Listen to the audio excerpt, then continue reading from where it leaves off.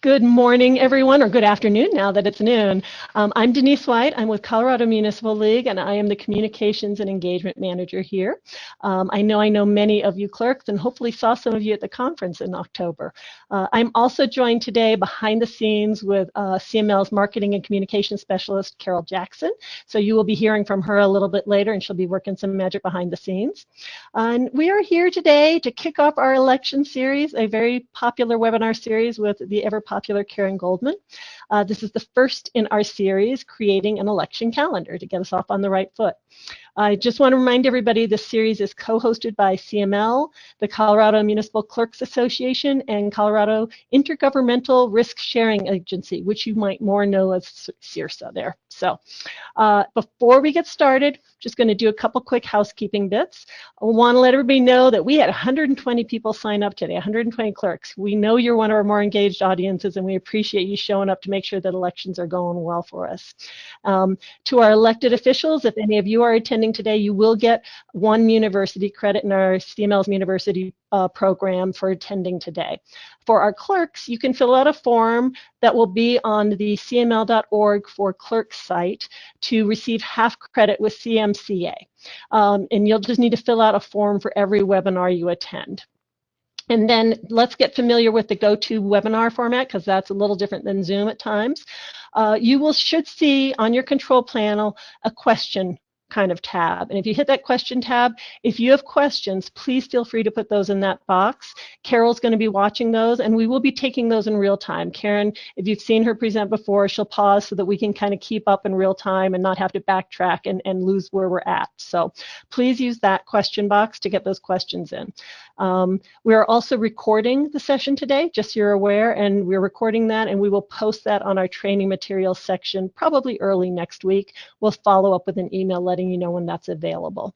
Finally, I just want to say we know how busy everybody's days are, particularly our clerks. So I want to thank you for taking time to learn with us today to make sure that Colorado's municipalities and our elections are all going by the book and by the right dates. So without further ado, I'm going to introduce a face familiar to most of you, if not all already, Karen Goldman. She runs our Colorado Municipal Clerk Advisor program here and is available to offer insight and guidance on particular issues or questions that you may have that arise in your municipality.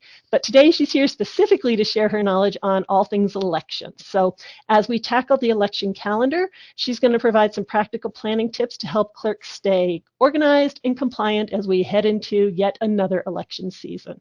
So I'm going to turn it over to you, Karen, and Carol, you've got the slides, and I will talk with y'all later. Okay. Thank you very much, Denise, and welcome, Carol. I'm delighted to work with you, and welcome to all of you who are here attending the seminar or the webinar. I was trying to figure out how many election cycles I've done this, and I think this is the 4th one. This is something that we do prior for municipal clerks who are conducting their elections next April. These are the statutory town municipalities, and that's where we see a lot of turnover. That's where we see a lot of election cancellation. And so for some of you, this is a refresher course. For others of you, this is your first opportunity to learn what you'll need to do for April. And for other clerks who are joining just because, I'm happy that you're here as well. As Denise indicated, we are going to be taking questions in real time. I cannot see those questions, but Carol can. And when there are questions that you've typed in, she will identify, she'll say, Karen, we have a question. She'll read the question and I will go ahead and answer it. So this is your opportunity to ask questions. And remember, there is nothing as a stupid question. If it's a question that you have that you're not sure about, I guarantee you somebody else is in the same position. So with that, I am going to ask Carol to advance the first slide, and just be aware that just like on TV, when somebody's in the field and is asked a question by somebody in the studio, there's a little bit of a lag. You may see that here as well. Okay, so first of all, let's talk about types of election calendars. And I like to think that there are 2 types of calendars. One for you, for your use, and then another one for the people who are running for office or who are interested in items that are going to be on the ballot. And we're going to talk more about those calendars in a little bit, but I wanted to start out with a more general and generic statement. So your office calendar, in my opinion, should include all actions and deadlines for those actions, in addition to and along with any preparation requirements, whether they're performed by the municipal clerk or another entity. And it's not the count clerk, it is the county clerk. Sorry for that typo. I still make them along the way. And then a separate calendar, I think, is important to have for your candidates and for any of your committees, whether they be, recall committees or issue committees or anything like that. And these is information that they need to know in order to comply with the requirements for them in state statute. Quite honestly, they don't need to know the deadline for when you're going to have the nomination petitions available. What they do need to know are the deadlines and the timeframes for circulating those nomination petitions. So those candidate calendars are going to be smaller and have fewer information than the one that you're going to use for your office. So Carol, if we'll go to the next slide, please. Okay, so the first thing I wanted to talk about is what do you need to do before you actually put your calendar together. So I call these the pre-calendar creation procedures. So first of all, you need to have some kind of calendar on hand. I admit to being an OG, an old-fashioned person. I like working on paper. If you are comfortable doing things online, go for it. And what you want is you want to have your calendar available for the months of January through April at a minimum. If you want to start in December and go through May, that's fine. But January through April are the critical months when your election is you're getting ready for your election and you're holding the election. So you want to have something available, and you want to have something where you can mark on it. So you want to make sure that if you're doing an online calendar, that it is something in the format where you can mark it up.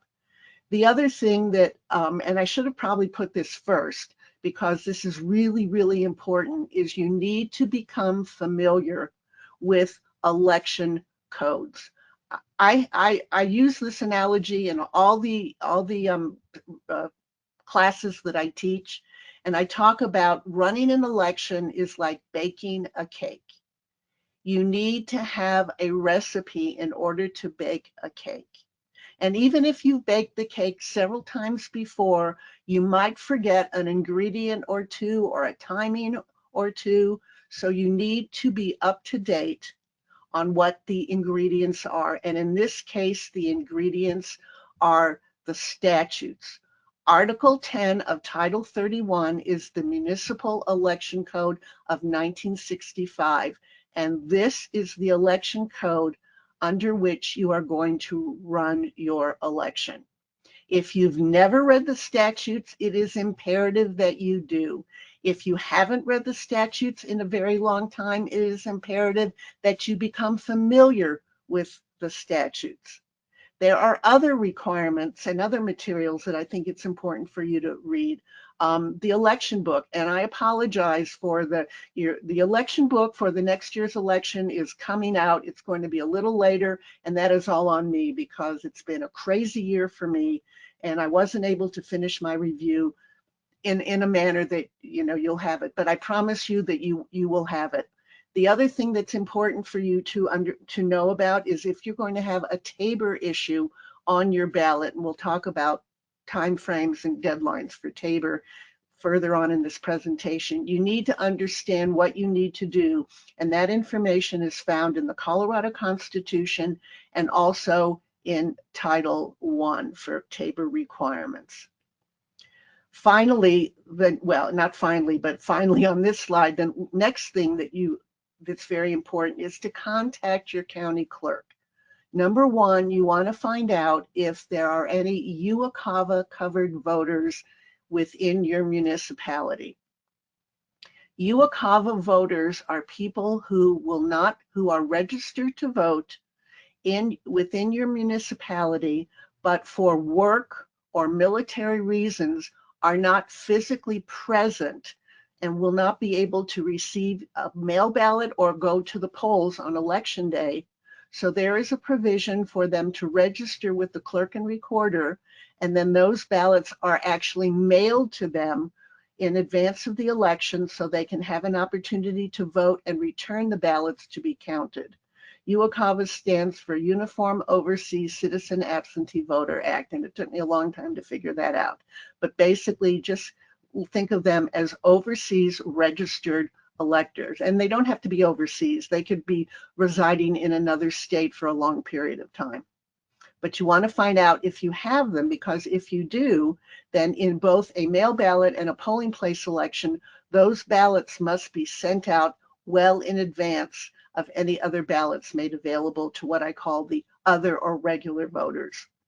The other thing you need to contact your county clerk for is to make sure that they understand that they are responsible for providing you with voter lists, and there are deadlines for providing those lists depending upon whether you're doing a mail ballot or a polling place election.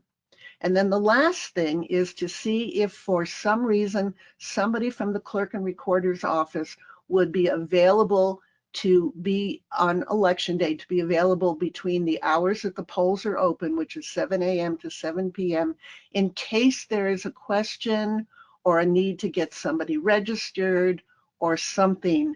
And I want to let you know that it's a request that the counties do not have to say yes to. A lot of them do, but they're not required by law to do this for you. So if they do it, it's a nicety. Any questions about any of this at the moment?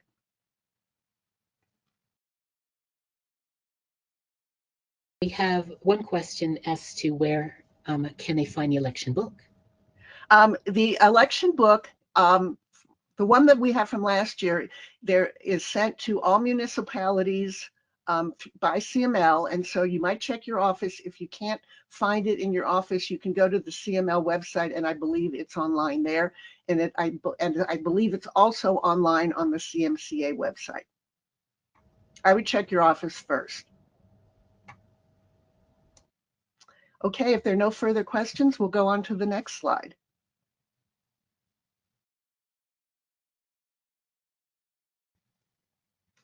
Okay, so let's talk about determining dates for your election. And this is really important. So on your calendar, I want you to mark somehow election day, which I believe is April, I'm not sure, it's the first Tuesday after the first Monday in April of next year. And unfortunately, I don't have my calendar in front of it, but you'll know what your election day is. Mark it somehow with a big, colored in red, or put a big red circle around it, or a big red X, and that is election day. And that is also known, I call it day zero. So when you're counting backwards from election day to determine all of the deadlines that you have to meet, you start with day one is the day before the election. Then day two is the 2 days from the date of the election, and you go all the way back, and you want to go all the way back to at least 91 days prior to the date of the election, because that's the first day nomination petitions can be circulated. Similarly, there are certain things that take place after the election. It's, when the UOCAVA ballots have to come in, when ballot letters sent to people where you couldn't match your signatures in a mail ballot election have to come in. There's the date of the canvass, the date you're going to swear people in. It's the same thing. The day after the election is day one. 2 days after the election is day two, and on and on and on. And you want to go out at least 35 days. Okay, so you have the numbers. Once you do the numbers once, you never have to do them again for the entire election. So after you've done that, and while you're reading your election code, you're going to pay attention to the following words or phrases. because they are important to understand what they mean when you're setting the deadlines for working on your election. First of all, prior to, this is the phrase that's used most often, it will say that an action needs to take place 63 days prior to the day of the election. If it says 63 days prior to, then the deadline is 63 days. Now that is different from a phrase that you're going to see no later than. So if it says no later, so I'm sorry, if it says prior to 63 days, then the date is 64 days because that is a day prior to 63 days. Let me say that again. If it says prior to 63 days, then the deadline is the day before or 64 days. Whatever the day is, as long as it says prior to, it is the day before. No later than is different. If it says no later than 63 days, then the deadline is 63 days.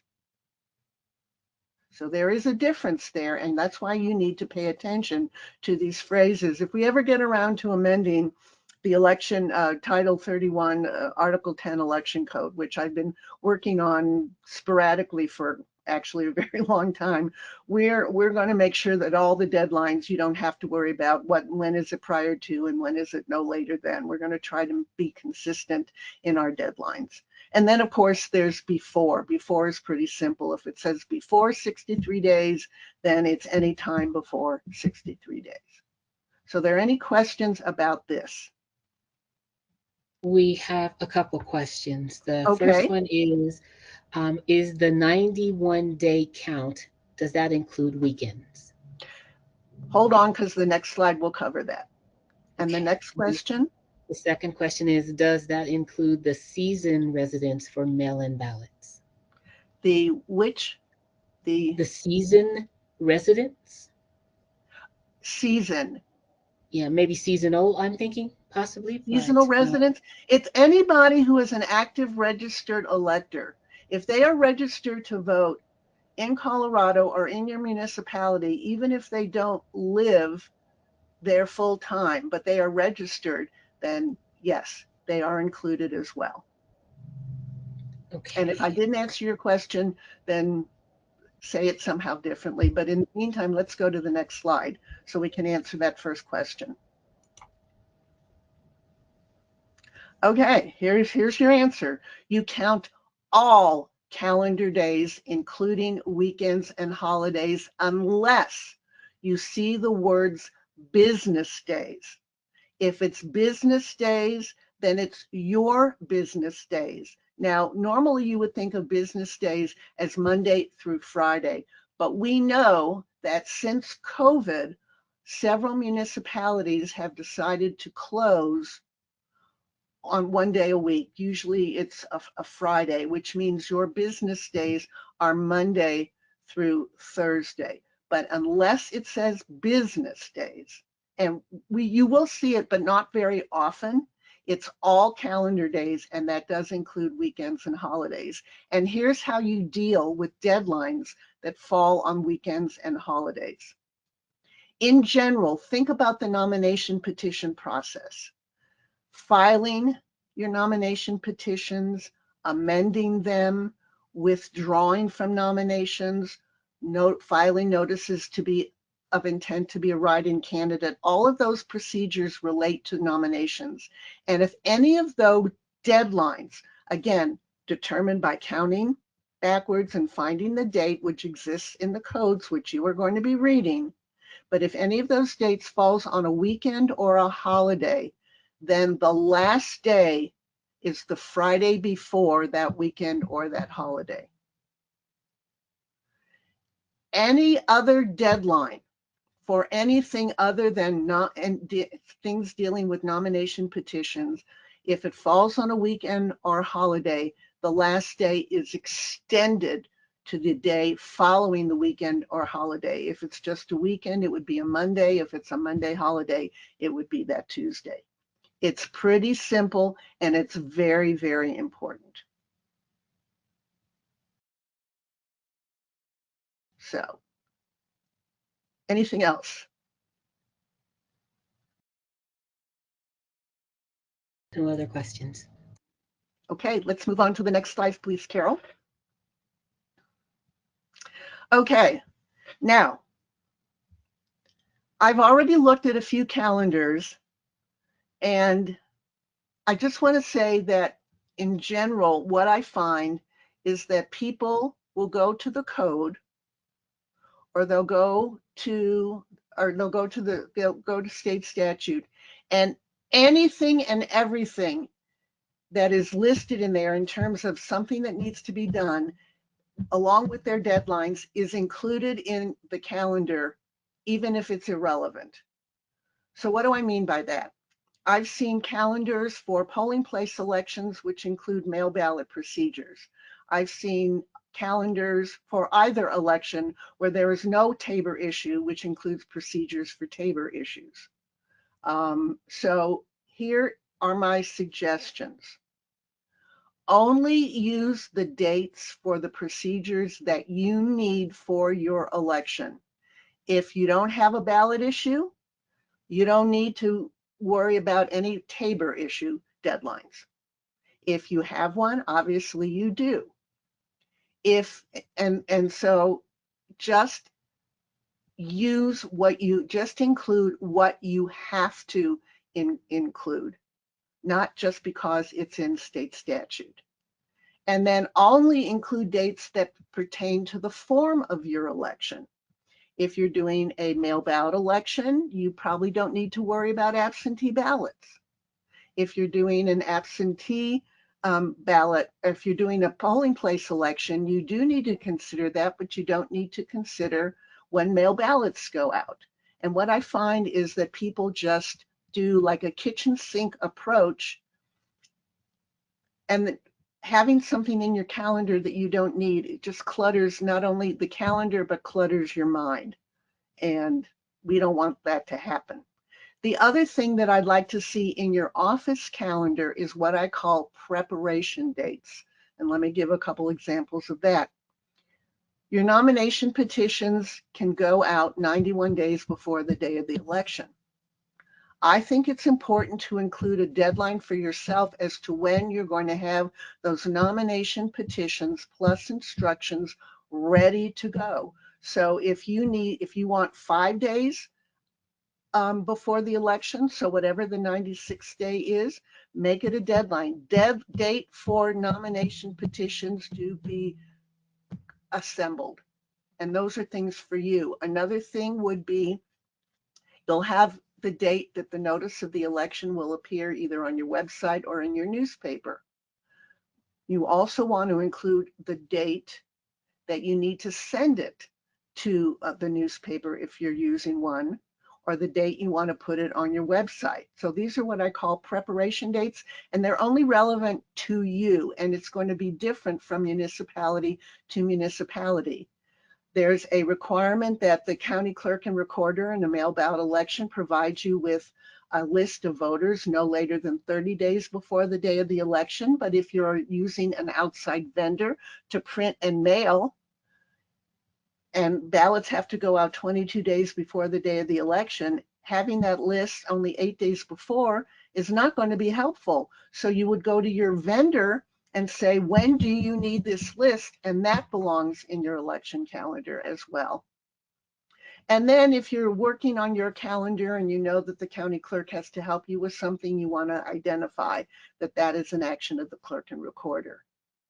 And don't forget to include dates that are important after the day of the election. And I indicated what those are. It would be the date that UOCAVA ballots can come in to be counted, and the date that certain letters regarding signatures and mail ballot elections can come in. When is your canvass? When is your swearing in? When is the last campaign finance report due, if that's relevant to your municipality? So make sure you include things on both sides of that election date. Questions? Yes, one question Okay. we have is, should you still list the weekend date as the deadline if it happens to fall on a weekend, even though the preceding Friday would be the true deadline? You, Or, oh, I'm going. I'm sorry, or should you adjust accordingly on the calendar? You include the actual date that the action needs to take place. So if there's a deadline that falls on a weekend and you know you're going to move it to the Friday before or the Monday or the day after, whatever that date is the one you include. So if it falls, let's say the deadline is a Sunday and it has to do with a nomination petition, and I'm not sure that that will be the case for your April elections, but if it is, then the actual deadline is the Friday, and that is the date you include in your calendar. A lot of people, when they do a calendar, they have like the date, the action, the statutory citation, and then a notes section. And if that were the case, you could put down the actual statutory citation, but then in the notes say falls on a weekend, therefore it's done on the preceding Friday, something like that. Was there another question? That was the only question at the moment. Okay, then let's go to the next slide.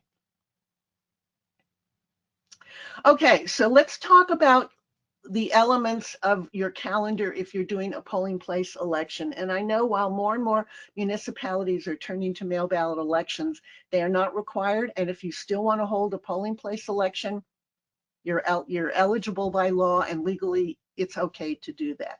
So here are the types of things that I think need to be included in your calendar. The nomination petition circulation time period. Regardless of the type of election, it's always 91 days is the first day, 71 days before the election is the last day. You want to include the dates for amending your nomination petitions, withdrawing from nomination, becoming a write-in candidate. You also want to include the date to cancel the election, and please be aware that for the second bullet, you're going to see a lot of no later than, prior to types of statements, and know that all those actions have to take place before you can actually, before the date to cancel the election. And also remind you that you cannot cancel your election unless you have an ordinance that allows you to do that. In a polling place election, absentee ballots are can be used for people who will not be present on election day to go to the polls. And there are dates when absentee ballots can be first applied for, and there's a deadline. It's the Friday before the election to file an application for an absentee ballot. So you want to include those dates. The appointment of election judges. Now there are legal requirements, but then there are operational deadlines as well. First of all, the way state statute reads is that it's the governing body's responsibility to appoint election judges unless they designate the clerk to do that, which I always suggest you don't let the elected officials appoint the election judges, because you do run the risk of them appointing their friends who might, who might want to do whatever they can to ensure that they're elected. I'm not saying that that's the case, but you always want to be in a position to be able to appoint your election judges, and they have to do it by resolution. And my suggestion is that if they have to adopt a resolution allowing you to do that, make sure that the resolution includes your ability to do that, not just for this election, but for all future elections, which will eliminate the need for them having to pass resolution every single time you hold an election. That would be my recommendation. The publishing and posting the legal notices. Remember, I said that the operational is when do you send it to the paper if you're using the newspaper, and what is the date? So those two. The date to mail out overseas ballots. Every municipal election must permit UOCAVA voters the ability to vote in your election, whether it's your regular election, whether it's a special election. But that's the case in every single election that you hold. If candidates and or committees are going to spend money to either support themselves for office or put something or support or oppose something on the ballot, there are new filing deadlines. And the deadlines have changed based upon whether you are a municipality of 1,000 or less population, or whether you're a municipality having more than 1,000 population. And because the Fair Campaign Practice Act is difficult to maneuver, I have put the statutory citation in this calendar for you so that you know what your deadlines are. In essence, for larger municipalities, you have more filing deadlines, you have earlier filing deadlines, and different filing deadlines post-election than for the smaller communities. Don't ask. It was a horrible bill that we had to try to get the best out of. The date you want to receive your voter list from the county clerk, not the county clerk, the county clerk, your canvass date, your date to swear in your elected officials, which should be after the canvass date, which is when the unofficial vote becomes official. So any questions from this for people who are likely to hold a polling place election?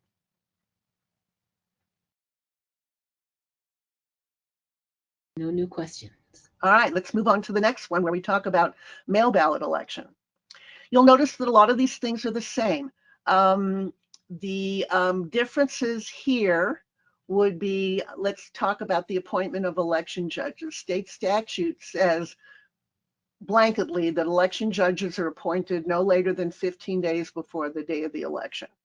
That's for any kind of election, polling place or mail ballot. Well, because you can start counting ballots 15 days before the day of the election, you in a mail ballot election definitely want to appoint your election judges prior to that, because you may want to start them working 15 days before the day of the election, depending upon the volume of ballots you anticipate receiving.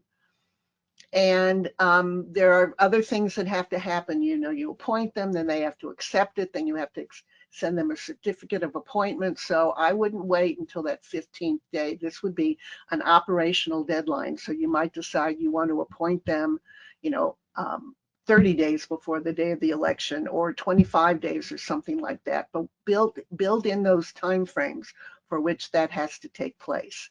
The other thing is the date to mail out your ballots. I think I indicated before that ballots go out between 22 and 15 days before the day of the election. So you want to build that into your calendar. The date to receive the voter list from the county clerk will be different. And let me talk about that. If you are looking at the Municipal Election Code of 1965, and you go to Part 9, which is entitled Paper Ballots, I want to make sure everybody understands that the section on paper ballots is the place where you have information on how to do a mail ballot election. And that starts with subsection 907. So anything before 907 deals with paper ballots in a polling place election, and everything from 907 to the end, which I think is 913, deals with mail ballot elections. So in the first section, in a polling place election, it talks about sending, getting a list of ballots 5 days before the election. In the mail ballot section, it talks about getting a list of voters from your county clerk and recorder no later than 30 days before the election, and then again 20 days before the election. A lot of people, so that 5 days before the election does not apply in a mail ballot election. And I think a lot of people are confused, and I understand why. When we moved mail ballot election procedures into Title 31, the drafter at the time put them in the paper ballot section instead of creating a new section, because, let's see, got some weird thing going on here with the calendar. And Carol's going to fix it. I know she is. So let me just finish. So make sure you understand the distinction because 5 days before the election in a mail ballot election, the list is really irrelevant. But it's important in a polling place election because it's very, very recent. So, okay. So let's just wait. Are we back? Yes, it is. Great job. Wonderful. Thank you. Thank you. Okay. Thank you for your patience. Okay, no, that's great. That's great. Who out there hasn't, had something like this happen? I always like paper things because I never trust my phone to show up what I need, like if I'm going to a concert or, a presentation or something like that. So I get it. All right. So we talked about the voter list, and of course the date to begin counting the ballots in a mail ballot election is 15 days before the day of the election. So gave plenty of time for people to ask questions. So are there any? We do have one question, and she's asking if we will be able to get access to the slides. And Oh, I yes. believe that is a yes. Okay, great. Right. Yes. As Denise indicated at the beginning, this is being recorded and will be available on the website under clerks. I'm not sure what the heading is. Probably sometime next week. So you'll have this, and you can always contact me. Okay. So next slide, please. Okay. So we talked about other, we talked about, your office calendar, but here's something too. If you have a Tabor issue, you need to include the deadlines and the procedures for doing Tabor in your election calendar. So it would be the date of referral by the governing body. The governing body doesn't have to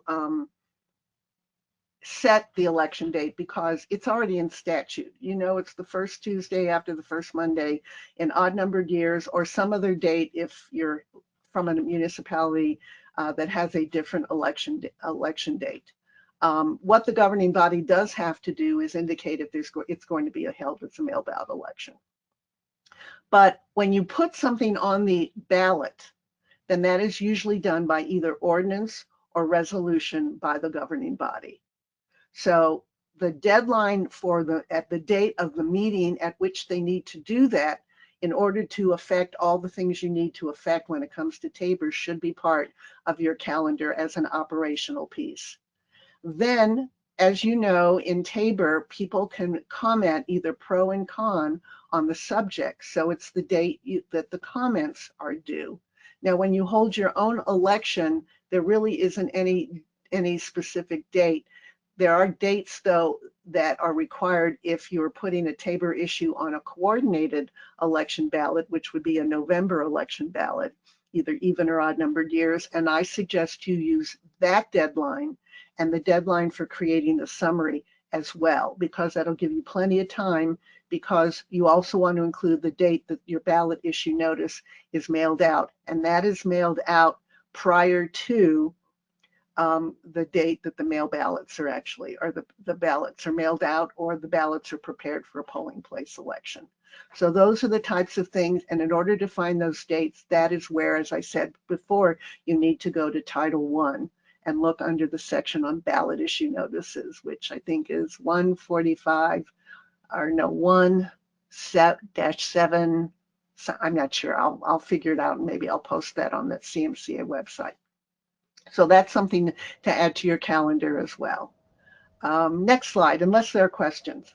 We do have one question. Yeah, and Tabor is a whole other thing. But anyway, go ahead, Carol. Okay, great. The question is, you mentioned asking the county clerk to stay open on election day in case someone wanted to register the day of. Are citizens allowed to register and vote in a mail-in ballot the day of? I can repeat that if you want me to. Yes. State law now requires same-day voter registration, which means people can vote on election day regardless of the type of election being held. And as you know, all county-run elections are done by mail ballot. And I guarantee you that on the November election date, there were a whole lot of people who showed up at voting centers the last day to register to vote and to vote. And what would happen though is obviously you can't mail them a ballot. And let me just back up a little bit and say this, is that in general, once you hit 8 days before the day of the election, ballots are no longer mailed out to voters if they haven't received them already. And that's what the counties do, and that is what I recommend that you do. What does that mean? That means they would come to your office to request a ballot. And if they've never received a ballot or they need a replacement ballot, I consider them both to be replacement ballots, and there is a form they need to fill out. And you hand them the ballot, and they can either vote it right then and there and drop it off, or they can take it and return it. And I always tell clerks to remind them that it's best that they drop it off in person rather than mail it, because they run the risk of the ballots not coming in on election day, and all ballots, in order to be counted, must be received by the close of polls on the election day. So that's a long answer that's a long explanation to an answer which is merely yes, but that's how it works. And we have another question. Okay. Are there restrictions as to when an election can be held and the type of election for a Tabor issue? Yes. I am being asked about doing a special election for a Tabor issue that failed during this past election. Okay. So by law, Tabor issues can be voted on at either the November odd year election, which is called an off year or a coordinated election, or a November even year election, which is called a general election, or your regular municipal election, which is the election at which you vote on people who are running for office. If that is the date of your regular election, or let me put it another way, if your regular municipal election is not on either of the 2 November election ballots, then those are considered special elections. But those are the only 3 opportunities in a 2-year period where Tabor can be voted on. So if a Tabor issue, I don't know who asked the question, but if the clerk asking the question is having their regular municipal election in April, then that would be your next opportunity to vote on something that failed this past November. All right, and we have one more question. Sure. This person is wanting to make sure that they do everything correct. It is their first election. But what happens if I do not do this correctly? Hauled off to an island? I just don't want to be the laughingstock of this election if I do anything wrong. Well, yeah, I mean, elections are scary for the very reason that nobody wants to do them incorrectly. Some things can be fixed. Today I happened to speak to a clerk who left something off the ballot. The ballots had already gone out. I suggested that she contact her print vendor and have them issue corrected ballots, have them note on the return envelope some kind of notification so that when these come in, they know they're the ones to be counted, and to publicize that fact everywhere they possibly can. So that's a fix that can happen. I'm happy to answer any questions outside of these webinars. You can rely on your fellow clerks. The one caution I have there is that while clerks are incredibly helpful and want to help, sometimes a home rule municipality will answer a question from a statutory town where the information provided by the home rule municipality doesn't apply to the statutory town. I mean, there are ways out there to figure it out. If you read your resources, as I indicated, and you have an idea about what you're supposed to do, it's easy to verify it. I just wouldn't go out and say, what do you do if, because some of the answers you might get might not apply to your situation. So Yeah, and nobody wants to be a laughing stock, but we're all human. We do make mistakes. But I just think preparation is key. Preparation is key. And if that means you have to read your statute several times, I still find things after all these years that I didn't see when I read the statutes, before. So that's the best advice that I can offer to you. Okay, wonderful. So I just wanted to share the time. We've got about 13 minutes left in this session, and we do have another question if you'd like to take that one as well. Sure. Yeah. Yeah. And the question is, do voters have to register at the county clerk office, or can they register at my office here in town? They can go to the clerk and recorder's office, or they can register online. If you can help them register online if at GoVote from the Secretary of State website. And I have done that, but I always say, in order for me to help you register, you're going to have to give me some of your personal information. And if you're not willing to do that, then here's the link. You need to go do it yourself. But, or you can give them a form that they fill out, although everything done these days is pretty much online. But that's really how that works. We really do not have the full capability of registering people in the manner that county clerk and recorder office and staff can. I think it's easier just to refer them to the website. And we have another question. As a new clerk, our normal election is in November on an even year. We are a statutory town. Do we still do an election in April as well as November? No.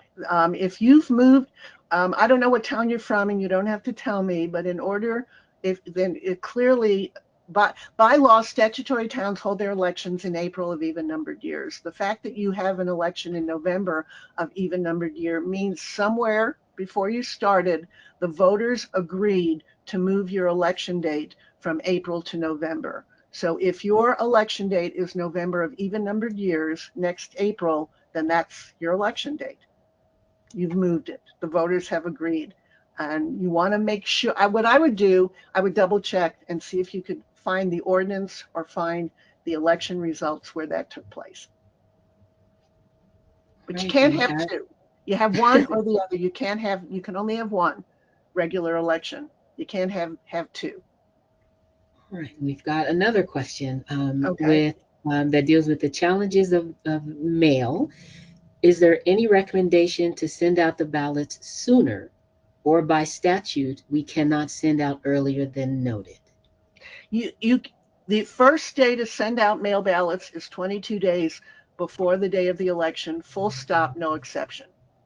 Now, the reason for that time frame really is for the really large communities, and primarily for the county clerks, because when they have thousands of signatures or ballots, and sometimes hundreds of thousands of ballots to send out.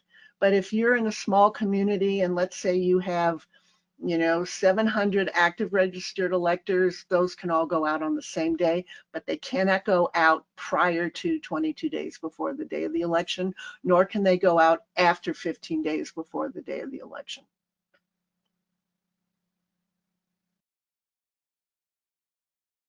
Right, we've got several questions. Another Okay. question that came in, Okay. and she says, sorry if I missed this. She came in a little late. When creating the election calendar for my desk, do I count weekends and holidays or business days only? You'll see in the slides that all days are counted unless it says business days, and you're only going to see that very infrequently, so you would count every single calendar day for most of the requirements for your regular election. And that was our last question. Okay, so next slide, please.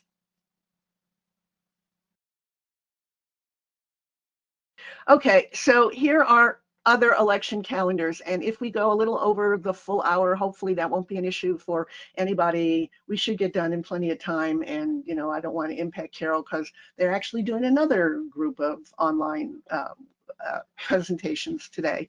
So here here's what I said earlier about having a separate calendar for your candidates. And here's one for candidates and for issue committees. This one is the one for candidates. It's a calendar that when you hand out your nomination petitions, you want to provide them with the information. What are the dates for circulating the petition? Excuse me, what are the dates for amending the petition if after checking signatures that have been turned in? And the next presentation in this series will talk about your nomination petitions in greater detail.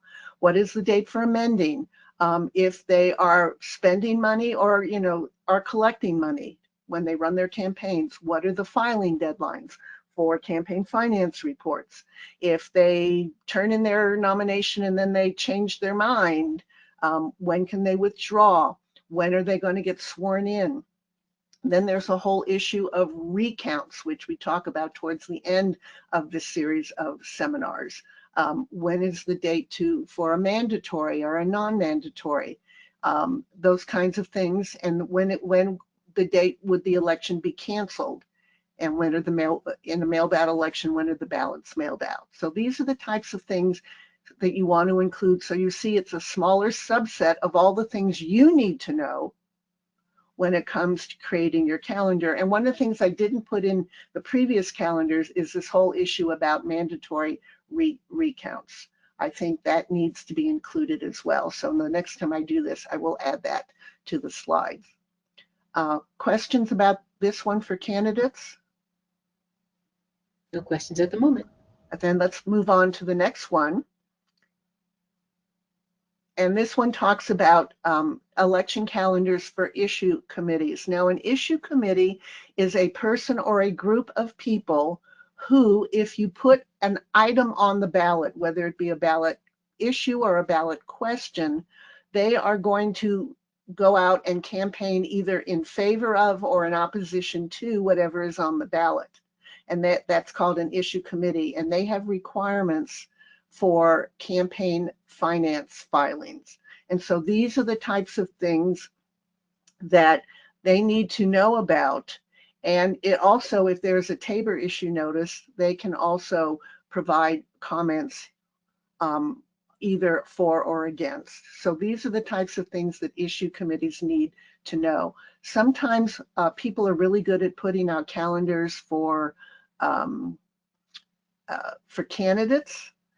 And then all of a sudden there's an item on the ballot for issue committees, and some of the timing and the deadlines are very different. And so if you do find that you are going to have a ballot item on your April election or on your regular election, whenever that may be, you might want to include something like this for that ballot issue. If you're not going to have any item on the ballot, you don't need to worry about this. Okay.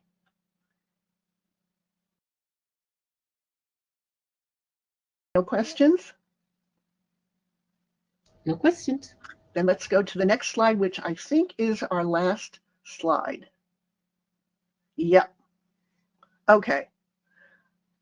I've talked about what you should do when creating your election calendar. Now I'm going to tell you about what you shouldn't do, and I call these election calendar don'ts. Some of it repeats what I've said previously. Don't include everything that you find in state statute. You're not doing a coordinated election, so you don't have to worry about the Secretary of State coordinated election calendar.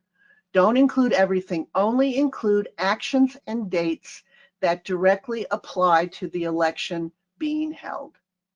And please don't rely on someone else's calendar. It is so easy to go out on the listserv and ask if somebody has completed their election calendar for you to take a look at. Now, if you've done your election calendar and you're getting a calendar from the same type of municipality that you are working for, in other words, if you're statutory, you get something from a statutory community, that's fine to compare, but please do not use someone else's calendar without checking to see if it absolutely relates to what you are doing. Help is great, and I love the fact that clerks are more than willing to help out. That's one thing I love about being in this profession, is we are all so helpful and so collegial, and we really want to make everybody's life easy. But sometimes relying on something that somebody else did is not the best course of action. Please decide you're not going to read the state statutes. It's one thing to read the election book, but that's not the state statutes. Again, you have to know the elements of the recipe.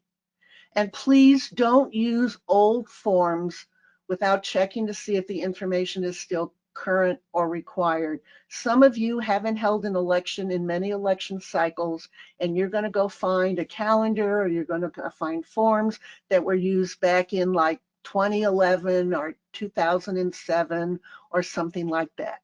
Please don't assume that that information is still current.